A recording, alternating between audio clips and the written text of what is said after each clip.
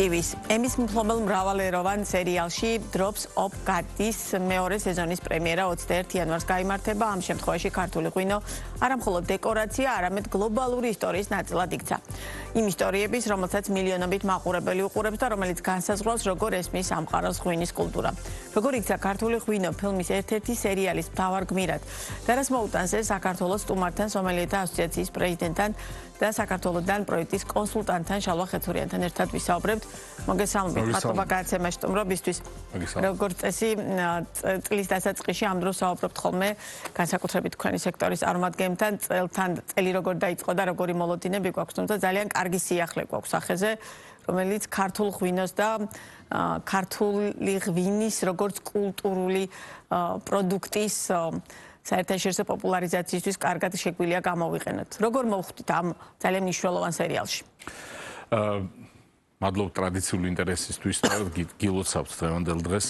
რაღაცნაირად დღევანდელ დღეს უხდება ალბათ ეს თემა და ძალიან კარგი დასაწყისი არის.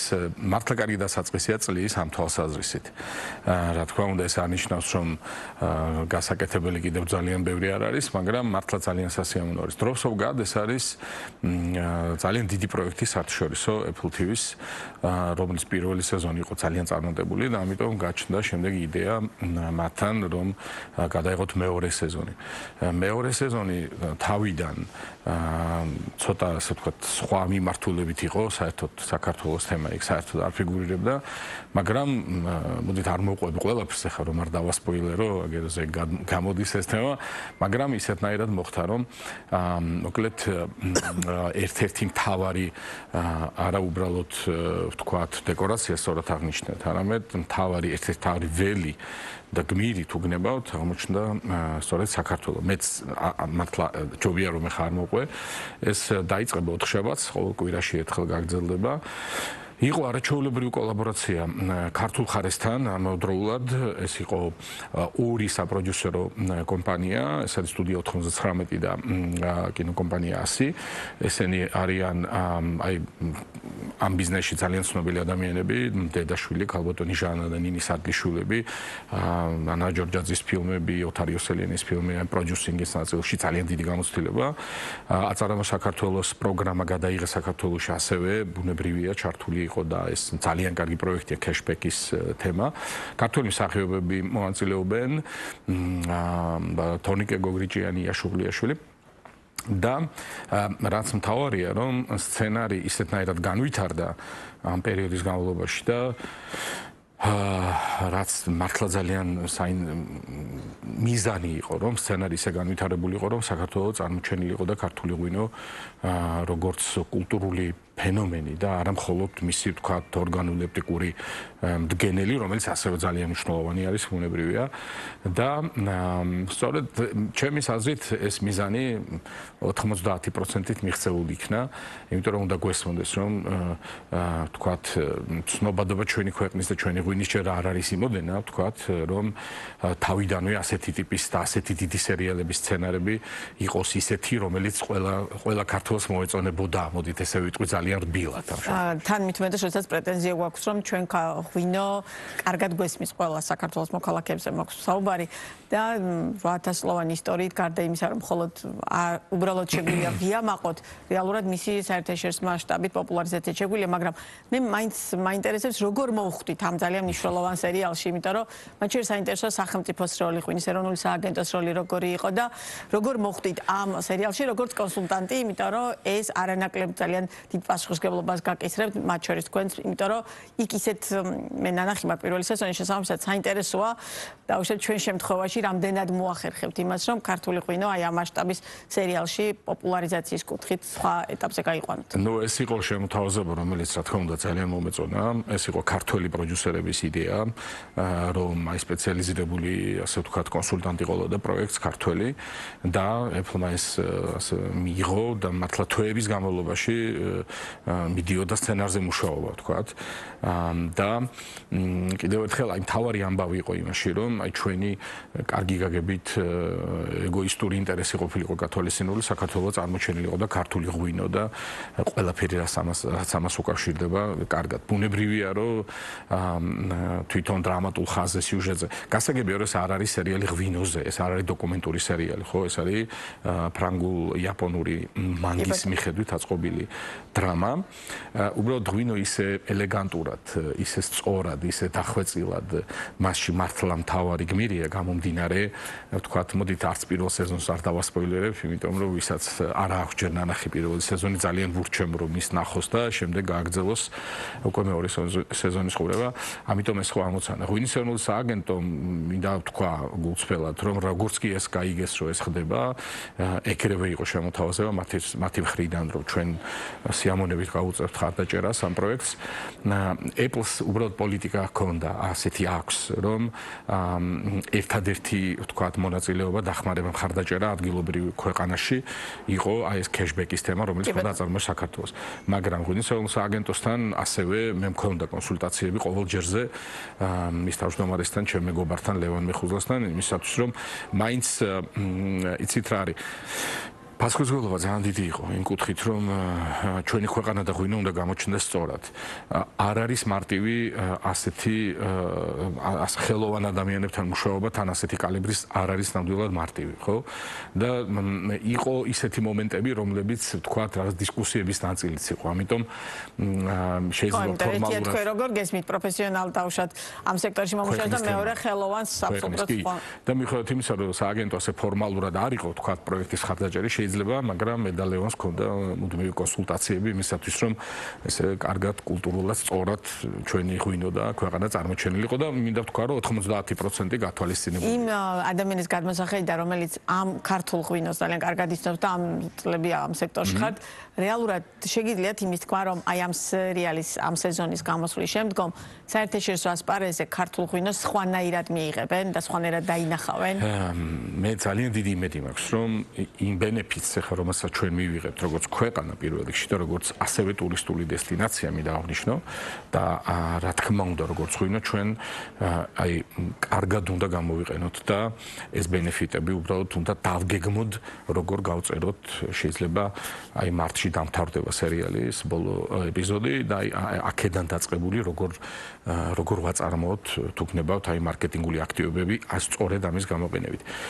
აქ მხოლოდ ღვინოზე თემა არ არის. აქ არის ურთიერთობები.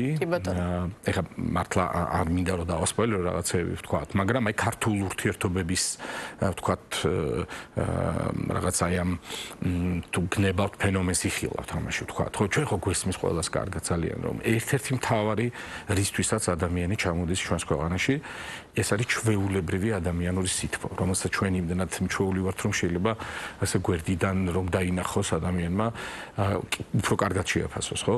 აი ეს ანუ კარგი მასპინძლები ვართ. არა მხოლოდ მასპინძლები, თქვათ, ეს ოჯახური ურთიერთობები რაღაც ნაწილში არის ეს სერიალში, თქვათ და მე ვისურვებდი, რომ ეს რაღაცნაირი აღმოჩენა ყოფილიყოს იმ მილიარდზე მეტი გამომწერი ყავს Apple TV-ს, ხო?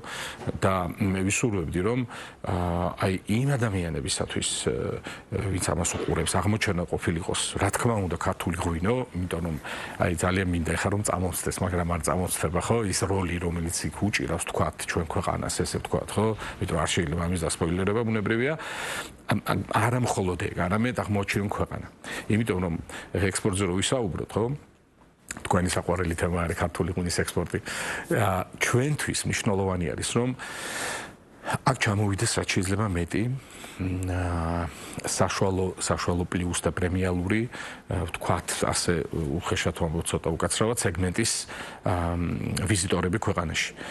იმისათვის, რომ ეზიარონ პირველ რიგში აი ამ ჩვენ რაღაცნაირ ქართულ უნიკალურ თუ გრემბავთ გამოცდილებას, ადამიანებთან ურთიერთობების, აი ხშირად ვამბობთ ხოლმე მეგობრებთან ერთად სკოლაში, აი გასათბობად ჩამოდის აქ ემოციურად ადამიანი და გასტრონომია, ბუნებრივი არაჩვეულებრივი საინტერესო ლამაზი ადგილები და რა თქმა უნდა ღვინო. ეს კომპლექსი. გასაგებია, რომ ჩვენ ეს გვაკისრებს ძალიან დიდ პასუხისმგებლობას. ჩემი აზრით არ უნდა დაგვემართოს რაღაც ეს ტკბობა, რომ აი ყველაფერი ყველაფერი კარგად არის თითქოს ყველა ადგილი მოწესრიგებულია მასპინძლობა არ არის მხოლოდ ემოციის გაზიარება არა სამწუხაროდ არ არის მოწესრიგებული და თუ ვინმეს გარეთა თვალითაც ჩანს ეს მასპინძლობა არის ინფრასტრუქტურა. სერიოზული გამოწვევები. კი, გარკვეული რაღაც თუ გნებავთ პროტოკოლი, ხო, ელემენტარული და აი წარმოიდგინეთ ახლა რომ ყველაფერი მოწესრიგებული. ღვინის ხარისხი რელევანტური, თქვათ, გაცხადებულ ინფორმაციას, story ძალიან საინტერესო და ორგანოეპტიკურად შესაბამისი ფასთან, აი ეს ყველაფერი ერთად გვჭირდება. იმისთვის რომ დიდი წარმატება მივიღოთ და Apple ეს სერიალი ძალიან კარგია რასაკვირველია. უბრალოდ ჩვენ ეს პროცესი ახლა რაც ვისაუბრეთ, გინდ ღვინის მიმართულებით, გინდენო გასტრონომიული ტურიზმის მიმართულებით, ხო? არ უნდა გავჩერდეთ და არ უნდა ვთქვათ, რომ ახლა ყველაფერი კარგად არის და მეტი არ გვჭირდება. და შეეხება ღვინის ექსპორტს, რა თქმა უნდა, გვაქვს აი ნახეთ, აი როგორც ახლა Apple TV-ია, ხო? ბიზნესი რა არის? ბიზნესის ერთ-ერთი მთავარი შემადგენელი ნაწილი არის გაყიდვები. გაყიდვები რა არის?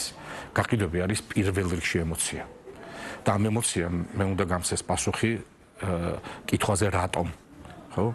და აი ეს ემოცია Apple TV სერიალი ეს ერთი ეს ემოცია იყო გუშინ თუ გუშინ წინ სუხიშვილების კონცერტი არანორმალურად წარმატებული კარნეგი ჰოლში და მე ვიტყოდი ძალიან გამეხარდა რა თქმა უნდა რობერტ დე ნიროს სტუმრობა ძალიან კარგი იყო მაგრამ მე ვიტყოდი რომ სუხიშვილები აი ეს არის სიგნეჩერი ჩემი აზრით ეს არის გასაღები აი სუხიშვილები ასეთი ტიპის სერიალები კი ყოველდღიური რუდუნებით მარკეტინგული აქტივობები რომელიც აქ ხო ადგილობრივ ინსტიტუციებს გინდერონ ტურიზმის ადმინისტრაციას იქნება თუ ღვინის ეროვნულ სააგენტოზე სხვებს რომელიც ხო იცით მარკეტინგის შეფასება ცოტა რთულია ხო ყველა ელოდება მყისიერ რაღაცა შედეგს და აი მარკეტინგის და კომერციის ურთიერთობა მაგრამ აი ამ ემოციების შექმნა რაც ახლა Apple-მა გააკეთა რაც უხიშულებმა და კიდევ სხვა და ამის სწორი გაყიდვა კარგი გაგებით ეს არის ჩვენი მთავარი ამბავი კულტურის გაყიდვა კულტურის ნაწილი არის სწორედ ღვინო თორე ცალკე აღებული ღვინო ძალიან რთული იქნება ჩვენთვის რომ ხა გავიმეოროთ ძალიან დიდი წარმატებები ავსტრიის წარმატებები და ეხა ავსტრიას რომ ვუყურებთ ხო უდიდესი წარმატება გააკეთა ჩვენი ზომის ქვეყანა ღვინის ნაწილში ხო ეს უკაცრავად დაალაგებული ქვეყანა ყველანაირად დაალაგებულია პოლიტიკურად სამოქალაქო საზოგადოება დაცული არის სასამართლო ნორმალური ეს არის ნორმალური ქვეყანა იქ ღვინო იყო როგორ გითხრათ ეს იყო აი ის თითქოს და ეს აკლდა ეხლა ამ ქვეყანას რომ ხო იცით ის სკანდალი უზარმაზარი რაც ავსტრიაში აკრძალული იყო ღვინის წარმოება ხო იგივე ახალი ზელანდია ხო უნდა გვესწავლოს რომ ჩვენ ჯერ ძალიან ახლა არასწორია სიტყვასთან მაგრამ განვითარებადი ქვეყანა ვართ და აი ამ რაღაც დუღილში ამ ძალიან турბულენტურ მდგომარეობაში ხო აი მეღვინეებმა სომელიებმა რაღაცა უნდა დავიჭიროთ ეს ხაზი რომ ან არ საერთოდ არ დავიღუპოთ ან კიდევ ისე არ გამოგვივიდეს რომ გადავამლაშოთ რაც შეიძლება ზოგ შემთხვევაში მოგვიდეს ამიტომ გვჭირდება სწორედ განათლება და ამიტომ არის რომ ჩვენთვის ახლა ჩვენ სკოლაში მაგალითად Apple TV-ს სერიალი იქნება პროგრამაში როგორც პირველი სეზონის რაღაც გარკვეული ნაწილი, ასევე აუცილებლად მეორე ნაწილი. იმიტომ რომ ღვინო არ არის მხოლოდ სასმელი. და ეხლა თუ მეტეს ჯენზი თაობა, ხო იცით ხო ღვინის მოხმარება კლებულობს და ცოტა დრამატულად კლებულობს. და ერთადერთი გამოსავალი გვაქვს ჩვენ, აი მილენიალები იქნება ეს თუ ჯენზი თაობა, ყველაზე მეტად რაც ამ ადამიანებს აინტერესებს ეს არის ნამდვილობა. და აქ საქართველოს ძალიან კარგი შანსი აქვს, რომ ეს ნამდვილობის თვალსაზრისით ჩვენ თუ მართლა შევძელით აი ეს კომპონენტები ხარ რაც გითხარით დავალაგოთ და სტანდარტიზაცია. არ მომბეზრდება ამის გამეორება სტანდარტიზაცია კლასიფიკაცია ჩვენ ვენახების ისე რომ გასაგები იყოს ამ მატრიცაში ჩვენ შეიძლება გადავრჩეთ ამ ნაწილში განათლებას რადგან შეეხეთ ექსპორტის ნაწილს დღეს არ ვიკითხავ იმიტომ რომ ძალიან ბევრს საუბრობთ ხოლმე ამ თემაზე და ძალიან კარგად გვესმის ყველას რომ ექსპორტის კიდევ უფრო მეტი გაზრდა გვჭირდება საექსპორტო არეალების და კიდევ აბსოლუტურად სხვა ხარისხის ღვინო და ამ შემდგომ მაგრამ განათლებას რაც შეეხება რომელმაც უნდა მოგვცეს საბოლოო ჯამში თუნდაც მათ შორის კიდევ უფრო კარგი ხარისხი განათლების კუთხით რა მდგომარეობა გვაქვს და რამდენად მათ შორის ის ახალი თაობა ინტერესდება რომ თუნდაც თქვენ სკოლაში რეალურად მიიღონ პროფესიული ცოდნა ამ თვალსაზრისით ერთია სუფრაზე დალეული ღვინო და მეორეა ღვინო რომელსაც რეალურად მოვიხმართ ჩვენს და გავყიდით კიდევ უფრო მეტი მასშტაბით საქართველოში არსებობს რამოდენიმე ღვინის სკოლა სომელიეს სკოლა ნუ ჩვენი სკოლა არის ყველა თავთავის რაღაც საინტერესო ნიშას ფარავს რა ძალიან კარგი არის სადეგუსტაციო მიმართულებით მიმართულებები არის, წარმოების მიმართულებები. ჩვენ გვაქვს ორი პროგრამა, ეს არის საერთაშორისო ღვინის კვალიფიკაცია, Wine and Spirit Education Trust, რომელსაც აქვს 4 დონე. ეს არის 90 ქვეყანაში აღიარებული, აი როგორც ინგლისურში არის IELTS, TOEFL, ზუსტად ეგეთი. და ამ პროგრამის გავლის შედეგად თქვა, აი მეღვინეობა, რასაც ქვია, არა მხოლოდ მისი ენოლოგიური კომპონენტი, არა მხოლოდ მევენახეობა, არამედ მარკეტინგი და როგორც ბიზნესის თვალსაზრისით, აი დიდი სურათის დანახვა და რაც მთავარია რა ხდება მსოფლიოში, სხვადასხვა ქვეყნებში, რომ ეს თვალსაწიერი, ეს გაქანება ეგრეთ წოდებული უკაცრავად ჟარგონისთვის, რომ არსებობდეს, რომ შენ წარმატება დადო ნამდვილი, აი ზუსტად ეს არის ამისათვის არის WSET. მეორე ეს არის საერთაშორისო სომელიეთა ასოციაციის უკვე სასწავლო პროგრამა, რომელიც არის 75 ქვეყანაში ერთი და იგივე და ისევე როგორც WSET-ში, ასევე სომელიეს პროგრამაში, თქვენ რო გაქვთ სამკერდე ნიშანი შესაბამისი დონით, რომელ ქვეყანაში უნდა აღმოჩნდეთ, თქვენი ვიზავი რომ ხედავს თქვენ სამკერდე ნიშანს, ის უკვე აფასებს თქვენ თქვათ განათლების რა მოცულობა გაგაჩნიათ, ხო? ეს ნაწილი ეს არის უფრო მიმართული უფრო ტურისტულ ინდუსტრიაზე, ვთქვათ, უფრო ხორეკა სექტორზე, სერვისი, თუმცა რადგან საქართველოს ჩვენ გვაქვს ძალიან ბევრი, ვთქვათ, წარმოებაზე. მესამე პროგრამა, რომელსაც ჩვენ წელს ვიწყებთ, ეს არის კონკრეტულად სასწავლო პროგრამა ქართული ღვინო, Georgian Wine Scholar, რომელსაც ექნება 3 დონე, ასევე სხვა შორის ღვინის ეროვნულ სააგენტოსთან გავიარეთ კონსულტაციები და გვაქვს ამასთან დაკავშირებით კოორდინაცია, როცა აქ ადამიანები შეისწავლიან მხოლოდ საკუთრივ ქართულ ღვინოს. ასევე მარკეტინგულ ინსტრუმენტებს რადგან შევეხეთ, ჩვენ შევქმნით 2 სპეციალიზირებული ღვინის ჭიქა. ავსტრიულ ბევრი ხსენება გამოდის ავსტრიის, აი არ ვიცი, აი რა გითხრათ, ხო ხა გახსოვთ ჯარისკაცის მამა ფილმი, სადაც ზაქარიაძის გმირი გაკვირვებული არის გერმანიაში, აქ რა მოგიყვანა ვაზიო, ხო? აი რაღაცნაირად ძალიან უნდა გავწვდეთ ახლა ამას. ფანტასტიკური ფილმია, ოღონდ არაჩვეულებრივი. ავსტრია ერთ-ერთი ყველაზე წარმატებული ქვეყანაა და ავსტრიაში სწორედ ერთმა ოჯახმა რიდელმა, ჩვენი პარტნიორი არის, დაახლოებით 60 წლის წინ გადაწყვიტა. მოდით შევწყვიტოთ, ხო გახსოვთ ეს ბროლის ჭიქები და ეს. ყველას ვამდა ამ ბროლის ჭიქებით, არა მხოლოდ საქართველოში სვამე ხშირად დღეს. მოდი შევწყვიტოთ და მოდით ღვინის უკაცრავად ვაზის ყველა ჯიშს მივცეთ თავისი ფორმა. და ამ ადამიანმა კლაუს რიდელმა 60 წლის წინ ეს გააკეთა და დაიწყო ეს ბორდო, შემდეგ ბურგუნდიაში იხავრი ჯიშებით. ჩვენ რამოდენიმე წლის წინ შევქმნით საფერავის ჭიქა, რომელიც 9 თვის განმავლობაში ისევე ღვინის ეროვნული სააგენტოს ხარდაჭერით, უნდა ვთქვა აუცილებლად, შევქმნით საფერავის, კონკრეტულად საფერავის ჭიქა, რომელიც დღეს ხელმისაწვდომია გინდრო 1000 მოსავალში და ბევრ ადგილას სკოლაში ვისაც უნდა. ასევე თეთრი ქვევრის ჭიქა, თეთრი ქვევრის ღვინის ჭიქა უკაცრავად. ჩვენ ამას ვეძახით უბრალოდ ქვევრის ჭიქას დღეს. ეს ინსტრუმენტები, ეს კულტურის ნაწილი არის, ეს არ არის მხოლოდ სერვისის ნაწილი, თუმცა ძალიან მნიშვნელოვანი არის და ჩვენ დღეს შეგვიძლია საფერავის აღქმა ჭიქა არცვლის გემოს, ჭიქა არცვლის აღქმას. აი საფერავის ჭიქით და ქვევრის ჭიქით უკვე ჩვენი ამ 2 უნიკალური მართლა, უნიკალური გადამლაშების გარეშე სიტყვის მეშინია ხოლმე, ყოველთვის უნიკალური ღვთაებრივი, არა. აი ან მოდით ზედმეტიც ნუ მოგვივა ხშირ შემთხვევაში, ხო? რაღაცა ჩვენი როლი და ადგილი უნდა ვიცოდეთ, ხო? კი არაჩვეულებრივი რაღაცები გვაქვს, მაგრამ მოდით ნუ ვიტყვით რომ საუკეთესო, ხო? რა ვიცი. ჩვენ შეგვიძლია თუნდაც ამ საფერავის და ქვევრის ჭიქით არ ვიცი, სერიალებით, სუხიშვილებით, კულტურით, მოკლედ. ერთადერთი გზა ჩემი აზრით, ჩვენი წარმატების ქართული ღვინის ექსპორტში, ეს არის ჩვენი კულტურის ექსპორტი, რა თქმა უნდა, ღვინოსთან ერთად და სხვა შორის ფანტასტიკური დეგუსტაცია ყოფილა როკფელერის ცენტრში, მე დეტალები არ ვიცი, მაგრამ ეგეც ხო ძალიან მნიშვნელოვანია, ხო? ეხა ბუნებრივია როკფელერის ცენტრში დამთხოვული ამ ამბავთან. კი ბატონო, ძალიან დიდი მადლობა, წარმატებებს გისურვებთ და რა თქმა უნდა, მთელი წლის განმავლობაში სიამოვნებით გიმასპინძლობთ ეს პარტნიორის ეთერი შალვა ხერცურიანი საუბრობდა.